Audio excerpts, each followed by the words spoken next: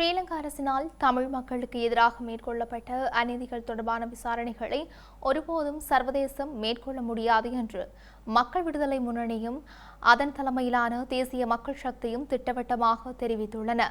விசாரணை பொறிமுறைக்கு பொறுப்பானவர்களாக ஸ்ரீலங்காவே இருக்க வேண்டும் தவிர அந்த பொறுப்பில் சர்வதேசம் இருக்க முடியாது என்று பிரதமர் ஹரணி அமரசூரிய குறிப்பிட்டுள்ளார்.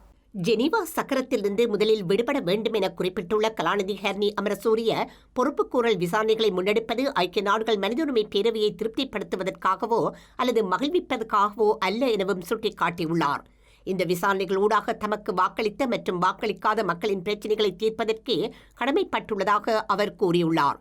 செம்மணி மனித புதைகுழி மாத்திரமல்லாமல் வேறு பல மனித புதைகுழிகள் குறித்தும் விசாரணைகள் இடம்பெறுவதாகவும் ஸ்ரீலங்கா பிரதமர் சுட்டிக்காட்டியுள்ளார். இந்த விசாரணைகள் ஊடாக பக்க சார்பின்றி நேர்மையாக அரசாங்கத்தினால் செயற்பட முடியும் என்பதனை உலகிற்கு வெளிப்படுத்தியுள்ளதாக பிரதமர் ஹரணி அமரசூரிய தெரிவித்தார். கடந்த அரசாங்கங்கள் ஜெனீவாவுக்கு சென்று அறிக்கைகளை சமர்ப்பித்துவிட்டு மாத்திரம் வந்தார்களே தவிர நாடு திரும்பியதும் அதனை மறந்துவிட்டிருந்தார்கள் எனவும் பிரதமர் விமர்சித்துள்ளார். இதனை சர்வதேசத்துடன் தொடர்புபட்ட விடயங்களாக கருதுவது தவறான அணுகுமுறையாகும் எனவும் கலாநிதி ஹரணி அமரசூரிய சுட்டிக்காட்டியுள்ளார். ஸ்ரீலங்காவின் உள்நாட்டு பிரச்சினைக்குள் வெளிப்புற சக்திகளை கொண்டுவர வேண்டிய தேவையில்லை எனவும் சர்வதேச தலையீடு தேவையில்லை எனவும் மக்கள் விடுதலை முன்னணியின் பொதுச் செயலாளர் டில்வின் சில்வா குறிப்பிட்டுள்ளார். இந்த குற்றங்களுடன் கடந்த கால அரசாங்கங்களும் தொடர்பு பட்டுள்ளதால் அது தொடர்பான விசாரணைகள் முன்னெடுக்கப்படவில்லை என அவர் கூறியுள்ளார்.